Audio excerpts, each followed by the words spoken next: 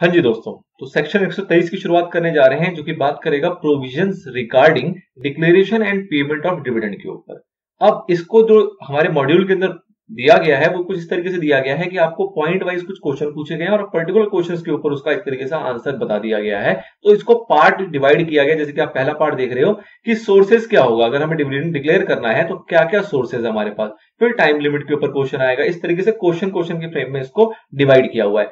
Interesting है, थोड़ा सा लेंथी हो सकता है बट संयम के साथ सुनते जाओ। स्पीड में ज्यादा नहीं बढ़ा रहा हूं क्योंकि मेरी स्पीड से मैंने देखा है कि कई लोगों को प्रॉब्लम होती है कि अरे सर कुछ ज्यादा तेज हो जाता है, इस तरीके से नहीं करो।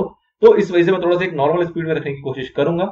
जिसको स्लो लग रही होगी बढ़ा लें, जिसको तेज लग रही है वो उसको स्लो कर ले, एज द केस में भी, बट एक अच्छे तरीके से हम इसको समझने की कोशिश करेंगे। तो सबसे पहला सवाल आया सोर्सेज क्या होगा। सोर्सेज हमने पिछली वीडियो में ऑल्दो कवर किया था कि कौन कौन से प्रॉफिट से या कौन कौन से पैसों से आप डिविडेंड डिक्लेयर कर सकते हो। तो सबसे पहला पॉइंट आता है कि भैया जो करंट फाइनेंशियल ईयर का आपका प्रॉफिट है उसको यूज कर लो डिविडेंड देने के लिए, कोई दिक्कत नहीं है। जो आपके पास करंट फाइनेंशियल ईयर में आया, ऑब्वियसली जो आपने अकाउंटिंग जो भी अपनी प्रॉफिट लॉस अकाउंट बनाया होगा, डेप्रिसिएशन वगैरह जो भी आपके पास फाइनल रिजल्ट बचा है, उस प्रॉफिट को आप यूज कर सकते हो डिविडेंड पे आउट करने के लिए। फिर दूसरा पॉइंट आता है कि प्रीवियस फाइनेंशियल ईयर या ईयर्स, कई सालों के भी अगर प्रॉफिट आपके पास इकट्ठा है, जिसको हम कह सकते हैं कि वो क्रेडिट बैलेंस हो सकता है हमारे प्रॉफिट एंड लॉस अकाउंट का, नंबर 1, या फिर अगर हमने उसमें से ट्रांसफर कर दिया है रिजर्व्स के अंदर तो फ्री रिजर्व हो सकता है। फ्री रिजर्व ध्यान रखना है, फ्री रिजर्व। अगर कोई भी ऐसा रिजर्व है जो कि फ्री रिजर्व नहीं है तो उसको यूटिलाइज नहीं किया जाता डिविडेंड पे करने के लिए, सिर्फ और सिर्फ फ्री रिजर्व को यूज किया जाता है। तो मतलब पिछले साल के प्रॉफिट है उसको भी आप यूज कर सकते हो।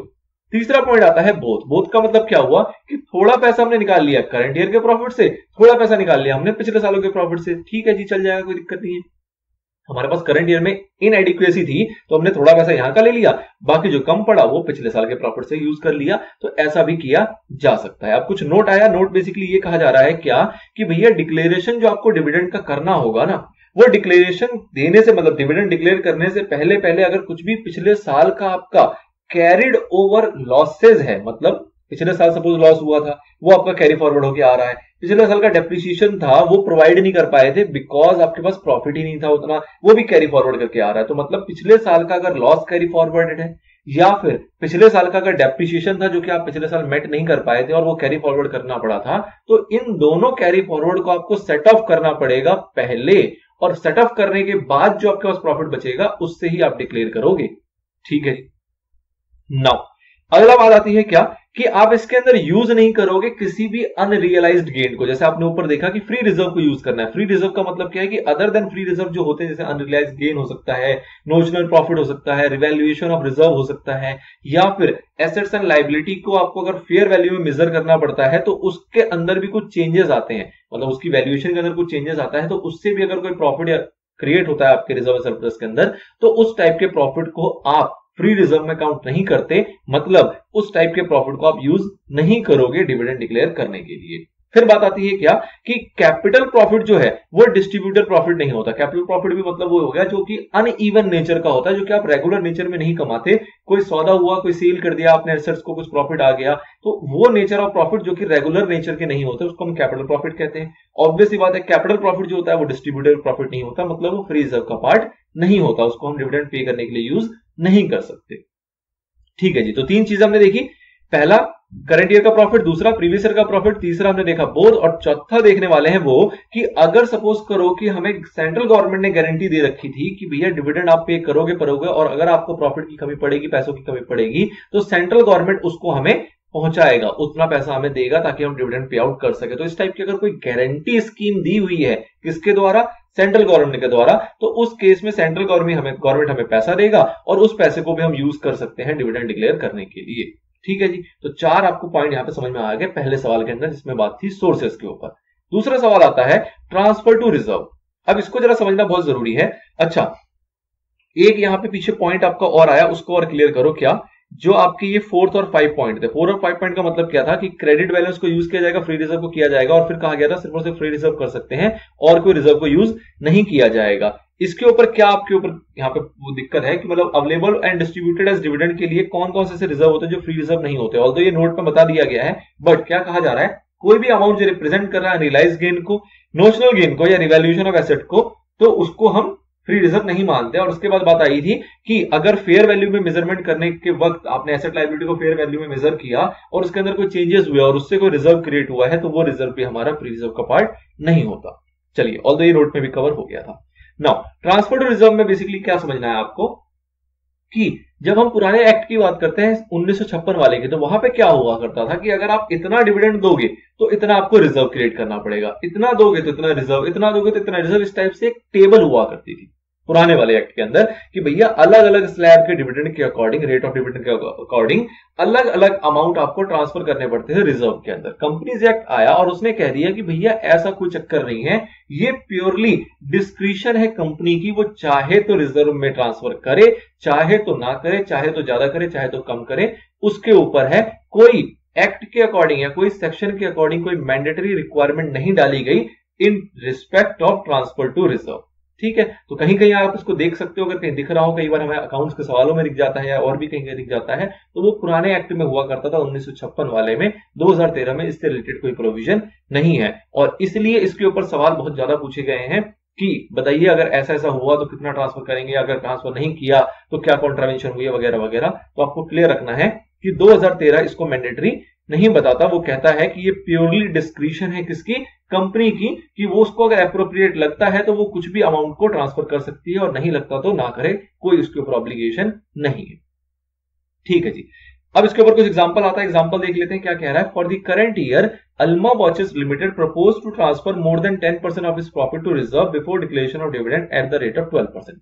कह रहे हैं डिविडेंड डिक्लेयर कितना करेंगे 12% और रिजर्व में कितना डाल रहे हैं 10%। Is the company allowed to do so? भैया जो मर्जी करे, यहां पे तो सीधी सी बात है, जो मर्जी करे, free to transfer any parts of profit to reserve as it may deem fit, जो उसको ठीक लगता है वो वैसा कर ले, कोई यहां पे रेस्ट्रिक्शन नहीं है। नाउ अगला एग्जांपल और देख लेते हैं। Bricks shipyard limited has earned a profit of ₹1000 crores for the financial year 18-19। ठीक है, it has proposed a dividend at the rate 8.75%. however it does not intend to transfer any amount to the reserve out of the profit earned। कह रहे हैं जी कुछ भी amount transfer नहीं करना चाहते हैं रिजर्व के अंदर। Can the company do so? बिल्कुल जी, उनके ऊपर है, वो चाहे तो कुछ अमाउंट ट्रांसफर कर भी ले और चाहे तो कुछ भी ना करें, जो भी उनको ठीक लगता है वो वैसा कर सकते हैं, पूरा पूरा उनके पास राइट है इस चीज के ऊपर। ठीक है, ये आपके बेसिकली एग्जाम के क्वेश्चंस थे, तो आपको इसको ध्यान रखना है, इस टाइप के क्वेश्चंस बनते हैं। नाउ थर्ड सवाल, तीसरा इसका सब पॉइंट्स आता है जो बात करता है declaration of dividend when there is inadequacy और एब्सेंस ऑफ प्रॉफिट। तो इसकी चर्चा भी हमारी कुछ पिछले वाले वीडियो में हुई थी कि सपोज करो कि प्रॉफिट हमारे पास है ही नहीं, मतलब लॉस है, absence of profit that means loss, या फिर इनएडिक्वेसी मतलब जितना डिविडेंड अपने को डिक्लेयर करना है उससे कम प्रॉफिट। अगर कुछ भी ऐसा सिनेरियो आएगा तो क्या किया जाएगा? तो ऑब्वियस सी बात है, अगर मेरे पास इस साल में कम प्रॉफिट है तो मैं कौन सा प्रॉफिट यूज करूंगा? पिछले साल का। और मेरे पास इस साल में प्रॉफिट ही नहीं है, लॉस है, तो मैं पूरा पूरा पैसा कहां से यूज करूंगा? पिछले साल का। तो दोनों चीजें पॉसिबल है। कंपनी ऐसी सिचुएशन में भी डिक्लेयर कर सकती है अपने पुराने एक्यूमुलेटेड प्रॉफिट को यूज करते हुए, लेकिन कुछ कंडीशंस आ जाती हैं जो कि फॉलो करनी पड़ेंगी। अब कुछ कंडीशंस है जिसके साथ करेंगे, जैसे कि हमने कंडीशन ऑल्दो पिछली वीडियो में थोड़ा सा सुना था।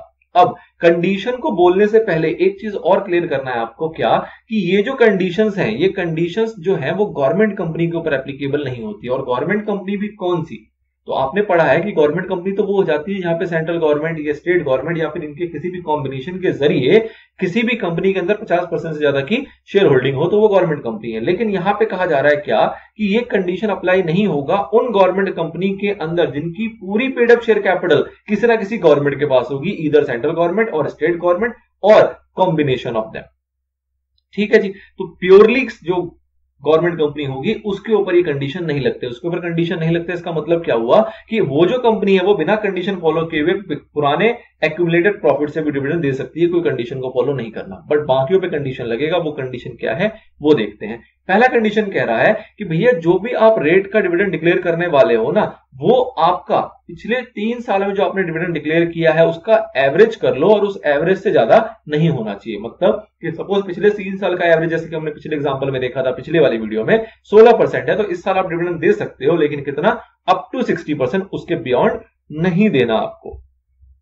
तो इसका एक फॉर्मूला यहां पे इन्होंने बता दिया, rate of dividend is less than और equal to what? Rate of dividend first year plus rate of dividend second year plus rate of the dividend third year, all 3 preceding years हैं और उनको divide by 3 कर दिया, मतलब average dividend हो गया। तो उसके बराबर या उससे कम ही होगा, उससे ज्यादा नहीं होना चाहिए। फिर इसमें एक और चीज कंडीशन लिख दी, क्या कि अगर सपोज करो कि पिछले 3 साल में मैंने कोई डिविडेंड दिया ही नहीं है, पिछले 3 सालों में कोई डिविडेंड डिक्लेयर ही नहीं किया गया कंपनी के द्वारा, तो उसके ऊपर ये कंडीशन क्या लगेगी? लग ही नहीं सकती। तो उनके ऊपर ये कंडीशन नहीं है, ये सिर्फ उनके लिए जिन्होंने पिछले 3 सालों में भी डिविडेंड दिया हो ना। आगे बढ़ते हैं। कह रहा है कि अब सपोज आप पिछले साल का जो एक्यूमुलेटेड प्रॉफिट वगैरह यूज करोगे, वो कितना यूज कर सकते हो, उसके लिए क्या लिमिट है। तो आप जब पुराना एक्यूमुलेटेड प्रॉफिट यूज करोगे तो वो आपका 10% of paid up share capital and free reserve, उससे ज्यादा नहीं होना चाहिए। मतलब क्या है कि जो आप पिछला प्रॉफिट निकालोगे, तो पिछले प्रॉफिट में निकालने से पहले आप देखोगे कि टोटल आपका पेड अप शेयर कैपिटल कितना है। सपोज करते हैं 100 और फ्री रिजर्व कितना है, सपोज करते हैं 50। टोटल कितना हो गया? 150। तो आप टोटल जो उसमें से विड्रॉ कर सकते हो for the purpose of declaration of dividend, वो कितना कर सकते हो? सिर्फ और सिर्फ 15 या उससे कम, उससे ज्यादा नहीं। ठीक है, तो आपको क्या करना है, paid up share capital plus free reserve in दोनों को जोड़ेंगे और उसका 10% आप मैक्सिमम यूज कर सकते हो, उससे ज्यादा यूज नहीं कर सकते हो। इसको इसने नीचे फॉर्मूले के रूप में भी बता दिया। एक चीज और क्लियर क्या कर दिया आपको कि आपने सपोज इस साल आपका लॉस हुआ, आपने कहा जी डिविडेंड देंगे। डिविडेंड देने के लिए आपने रूल के अकॉर्डिंग 15, अब 15 लाख हो सकता है, करोड़ हो सकता है, एज द केस में भी मैं कह रहा हूं 15 यूज कर लिया for the purpose of dividend. तो इसको आपको डिविडेंड जो आप देना चाह रहे हो, 15 जो आपने निकाला अपने एक्यूमुलेटेड प्रॉफिट से, इसको पहले खर्च करना पड़ेगा, आपको यूटिलाइज करना पड़ेगा। किसके लिए? जिस साल में आपको लॉस हुआ है उस लॉस को सेट ऑफ करने के लिए। ऐसा नहीं है कि इस साल लॉस हो गया, उस लॉस को इधर हम कैरी फॉरवर्ड कर रहे हैं और इधर हम डिविडेंड बांट रहे हैं ना। आपने वहां से 15 निकाला, सपोज करो 8 का आपका करंट ईयर का लॉस था, तो पहले वो 8 आपको करंट ईयर का लॉस से एडजस्ट करने बचेंगे 7, उस 7 से ही डिविडेंड बांटना।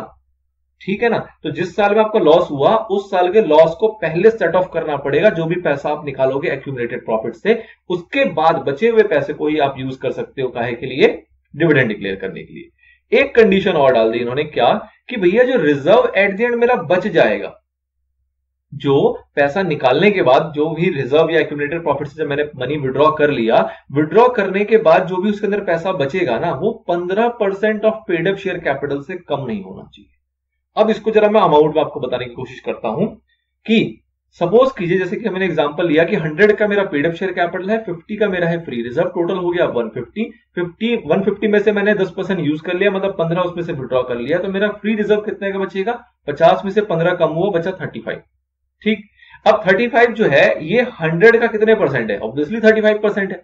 तो ये क्या 15% से कम है? जो हमारा फोर्थ कंडीशन है, तो 15% से कम नहीं है, तो वैलिड है, चलेगा, कोई दिक्कत नहीं है। अब एग्जांपल में चेंज करता हूं, सपोज कीजिए 100 का पेड अप शेयर कैपिटल है लेकिन फ्री रिजर्व है 20 का। नाउ टोटल कितना होगा? 120 का आपने 10% यूज कर लिया, मतलब 12 निकाल लिया। तो आफ्टर विड्रॉल जो हमारे पास फ्री रिजर्व बचा, जो 20 में से 12 चला गया, तो कितना बचेगा? 8। और 8 जो होगा वो 100 का कितना होगा? 8%, which is below 50% of paid up share capital. ये अलाउड नहीं है आपको। तो आप 20 में से कितना निकालो जो कि आपका 15% से कम ना है। तो ऑब्वियस बात है 100 का अगर मेरा पेड अप शेयर कैपिटल है तो फ्री रिजर्व में आपको कम से कम 15 छोड़ने पड़ेंगे 15% पूरे करने के लिए। और फ्री रिजर्व में पड़े कितने हैं? 20। तो आप उसमें 15 अगर छोड़ने हैं तो ऑब्वियस बात है 20 में से 15 छोड़ने, तो आपको 5 ही विड्रॉ करने की परमिशन है, which is less then 10% of paid up share capital and free reserve. Clear है बात? तो आप जब 10% का फिल्टर लगाओगे तो उसके साथ साथ आपको ये 15% का कंडीशन भी साथ में जोड़ के काम करना है। तो ये आपका टोटल रेस्ट्रिक्शन को ये बताता है ना। एग्जांपल देख लेते हैं।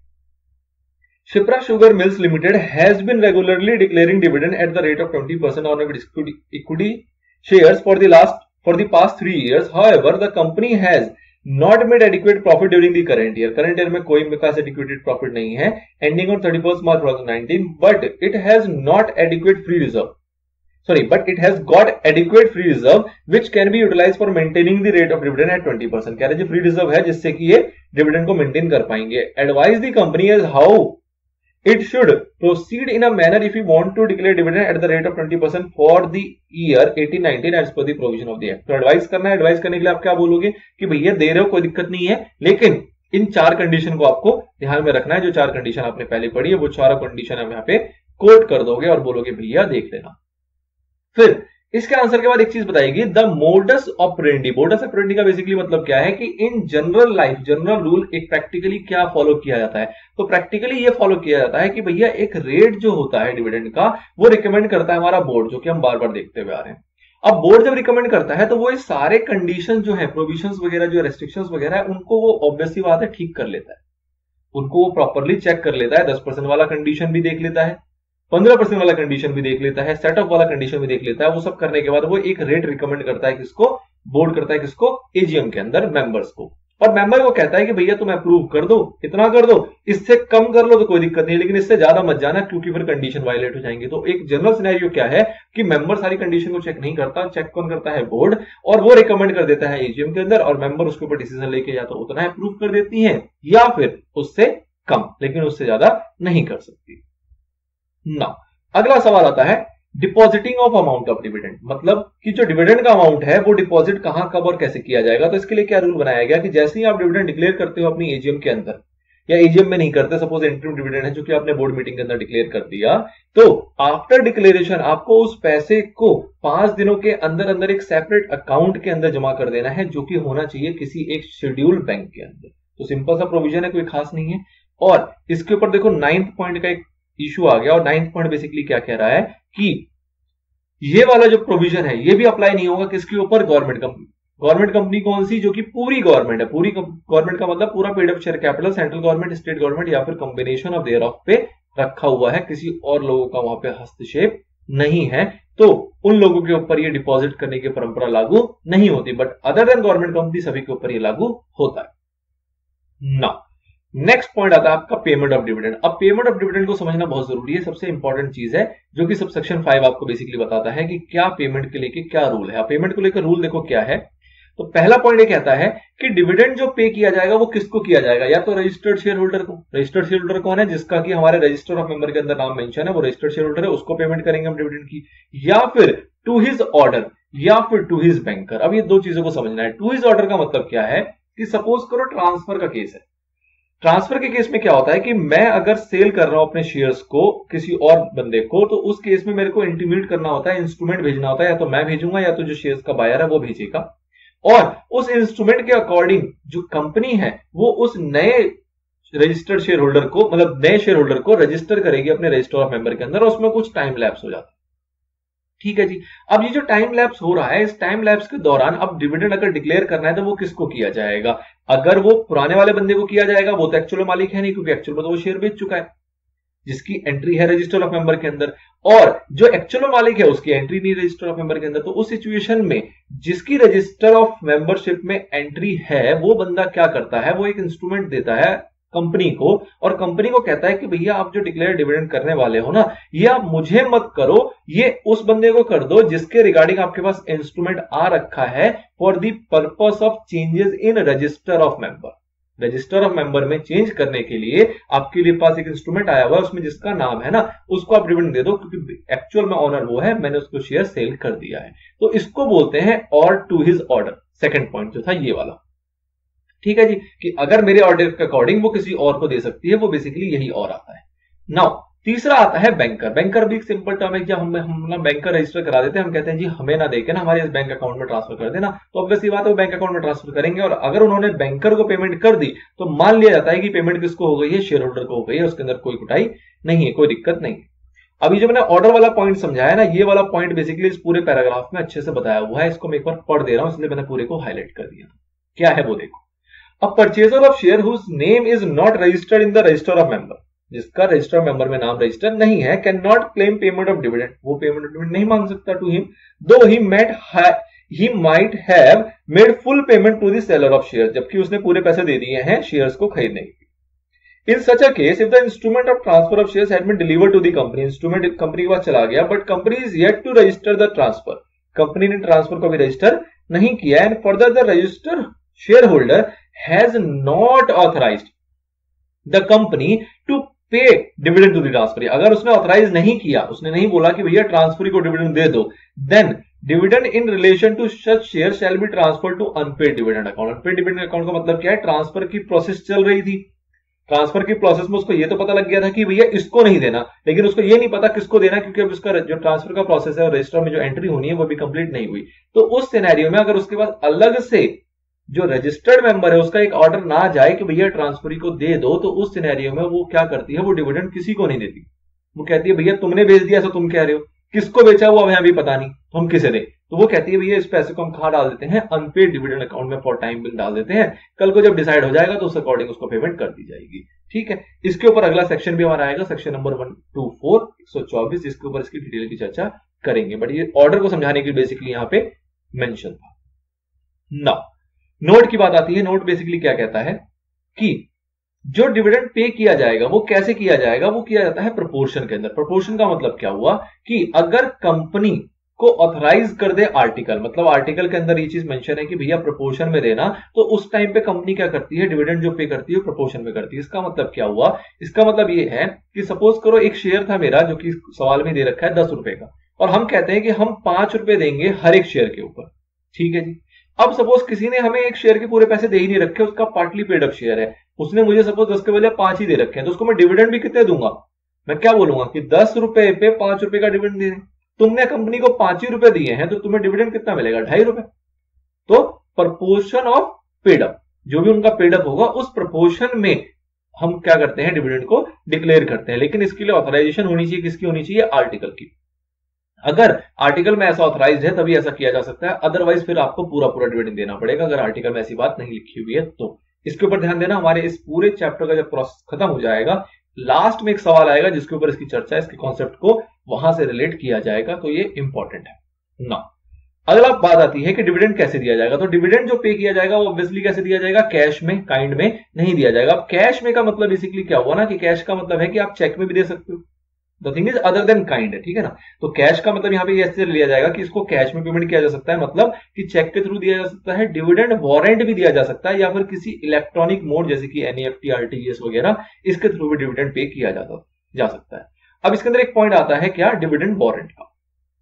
इसको जरा आपको समझना पड़ेगा। डिविडेंड वारंट का बेसिकली मतलब क्या है कि जहां पे हम एक वारंट इशू करते हैं जिसमें हम कहते हैं कि भैया इतना डिविडेंड के लिए तुम इंटाइटल्ड हो, जिस वारंट को आप इन कैश करा सकते हो, उसके अंदर कुछ भी टर्म्स एंड कंडीशन लिखे जा सकते हैं। मतलब वारंट का मतलब क्या हुआ, एक दस्तावेज दे दिया जिसके ऊपर हमने बता दिया कि भैया इतने के अकॉर्डिंग आपको इतने इतने डिविडेंड के लिए आप एलिजिबल हो, और उसके लिए जो भी टर्म्स एंड कंडीशन देनी थी इनकैशमेंट के रिगार्डिंग, वो उसको उसके अंदर मेंशन कर दी। तो ये है कि हमने एक्चुअल फॉर्म में मनी नहीं दिया, लेकिन मनी के तरीके का एक उसको डॉक्यूमेंट दे दिया, पेपर दे दिया, जिसको कि वो इनकैश करवा सकती है एज एंड व्हेन रिक्वायर्ड, तो उसको कहते हैं डिविडेंड वारंट। अच्छा जी, अब आपने क्या देखना है कि सेक्शन 127 की बेसिकली बात कर रहा है, बट इसको अभी रिलेट ना करो, फिलहाल ऐसे समझो क्या कि हमें जो डिविडेंड देना होता है, एक बार हमने डिक्लेयर कर दिया तो हमें 30 दिन के अंदर अंदर डिविडेंड को पे कर देना होता है। ये एक सिंपल रूल है कि भैया एक बार डिक्लेयर हो गया तो 5 दिन का क्राइटेरिया है कि उसको बैंक में जमा करना है, और 30 दिन का क्राइटेरिया है कि डिक्लेयर होने के 30 दिनों के अंदर अंदर वो पे हो जाना चाहिए, चाहे चेक से हो चाहे इलेक्ट्रॉनिक मोड से हो। लेकिन एक तरीका और था डिविडेंड वारंट। अब डिविडेंड वारंट में क्या कंडीशन है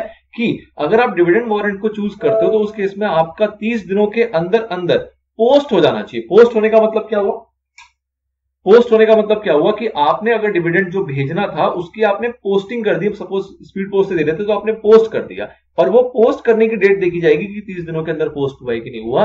अब सामने वाले को पहुंचता है सपोज 1 साल के बाद, उससे आपको कोई फर्क नहीं पड़ता, आपके ऊपर कोई पेनल्टी नहीं लगेगी एज पर सेक्शन नंबर 127, जो कि बात करता है कि अगर 30 दिनों में आपने पेमेंट या पोस्ट नहीं किया तो आप कॉन्ट्रावेंशन माना जाओगे, आपके ऊपर पेनल्टी लग जाएगी।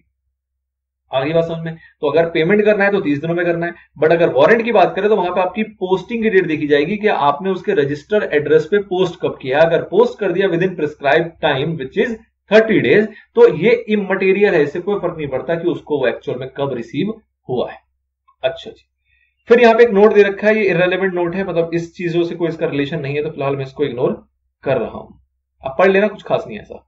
नाउ अगला पॉइंट आता है निधीज के ऊपर। निधीज के ऊपर कैसे एप्लीकेबल होगा, तो निधीज के ऊपर क्या कहा गया कि भैया जो ये सब सेक्शन है ये अप्लाई किया जाता है, लेकिन कुछ मॉडिफिकेशन के साथ। मॉडिफिकेशन क्या है कि जो डिविडेंड पेबल है ना, जो डिविडेंड उनको पे करना है इन कैश में, उसको वो उस मेंबर के अकाउंट में भी ट्रांसफर कर सकते हैं, उसमें भी मतलब क्रेडिट कर सकते हैं। ट्रांसफर का मतलब क्या हुआ कि निधीज कंपनी में कुछ कॉमनली मेंबर्स होते हैं इन्वॉल्व, जिनके बेनिफिट के लिए वो कंपनी चल रही है, तो वो उसको ना पे करे, मतलब उसको वो एक्चुअल में पे, अगर सपोज करो 30 दिन का टाइम है, 30 दिन के अंदर अगर क्लेम नहीं किया गया, किसके द्वारा, जो भी मेंबर है उसने क्लेम नहीं किया डिविडेंड को, तो उनके पास एक ऑप्शन है क्या कि भैया 30 दिन के अंदर क्लेम नहीं किया तो वो उस पैसे को उस मेंबर का पर्टिकुलर जो खाता चल रहा होगा उस निधि कंपनी के अंदर, जो कि उसका अकाउंट बना हुआ होगा, उसके अंदर उस डिविडेंड के अमाउंट को क्या कर देंगे, ट्रांसफर, जो कि कह लो कि जो उसको सब्सक्रिप्शन देना होता है वो नहीं देगा, उसकी जगह एडजस्ट हो जाएगा, या एज द केस में भी द थिंग इज, उनके पास ऑप्शन है कि भैया कैश में ना देते हुए वो ट्रांसफर कर सकते हैं उस पर्टिकुलर मेंबर के अकाउंट में, लेकिन ये तब होगा जब 30 दिन के अंदर अंदर, डिक्लेरेशन के 30 दिन के अंदर अंदर वो क्लेम नहीं किया गया है उस मेंबर के द्वारा। चलिए, ये एक मॉडिफिकेशन आया किसके लिए, निधि कंपनी के ऊपर। अब इसको थोड़ा सा समराइज कर दिया गया है। टेबुलर में क्या कहा गया कि पेबल कैसे कैसे हो सकता है, कैश, चेक, वारंट या फिर इलेक्ट्रॉनिक मोड। पेबल किसको किया जाएगा, रजिस्टर्ड शेयर होल्डर को किया जाएगा, या फिर उसके ऑर्डर पे किसी ट्रांसफरी को किया जा सकता है, या फिर बैंकर को किया जा सकता है। निधि कंपनी में बात आई तो उसमें कहा गया कि भैया क्रेडिट कर दिया जाएगा उसके अकाउंट में मेंबर के, अगर 30 दिन के अंदर वो मेंबर जो है वो क्लेम नहीं करता तो ना। अब एग्जांपल है, फिर एक प्रोहिबिशन का पॉइंट आएगा, देन ये खत्म हो जाएगा। ऑल्दो थोड़ा लंबा हो गया है बट कोई बात। एग्जांपल देख लीजिए क्या कह रहा है। The board of directors of some mechanical toys limited proposed a dividend at 20% on equity shares for the financial year 18-19। The same was approved at the annual general meeting held on 25 June 2019। ठीक है जी। Mr. Nitin Jha was holding 1000 equity shares on 31st March 2019, but the same was transferred by him to Mr. Raj, whose name was registered on 20th April 2019 in the register of members, state as to who will be entitled to dividend declared by the company। बहुत interesting और बहुत important question है। क्या कह रहा है, 31 मार्च जिस time का डिविडेंड मिल रहा है तब तक वो शेयर किसी एक के पास था, जिसका के नाम बताया गया यहाँ पे क्या बताया गया, the same mister Nitin Jha, mister Nitin Jha. ठीक है जी, नितिन झा के पास था वो शेयर 31 मार्च तक, और 31 मार्च की पीरियड के ऊपर ही डिविडेंड मिल रहा है। लेकिन डिविडेंड कब मिलेगा, सपोज करते हैं एजीएम के अंदर, जो एजीएम हुई है वो कब हुई है हमारी, 25 जून को। अब 25 जून और 31 मार्च के बीच में एक डेट आती है जिसका नाम है 20 अप्रैल। 20 अप्रैल को क्या हुआ, वो शेयर को ट्रांसफर कर दिया गया, किसको, मिस्टर राज को ट्रांसफर कर दिया गया, उसकी एंट्री हो जाएगी कंपनी में मिस्टर राज के नाम से।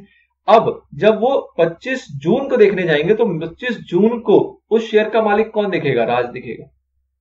अब जब वो डिविडेंड डिक्लेयर करके डिविडेंड पे करेंगे तो वो राज को करेंगे कि नितिन को करेंगे, ऑब्वियसली राज को करेंगे, उनको क्या पता कौन है नितिन, तो वो किसको पे करेंगे, राज को पे करेंगे। ये सिंपल सिनेरियो यहां पे बताया गया। तो ये कह रहा है कि भैया किसको कौन एंटाइटल होगा, तो ऑब्वियसली कौन एंटाइटल होगा, राज, क्योंकि राज की ही एंट्री है उस रजिस्टर के अंदर, किस डेट पे, 25 जून 2019 पे, क्योंकि उससे पहले ही 20 अप्रैल को ट्रांसफर हो चुका।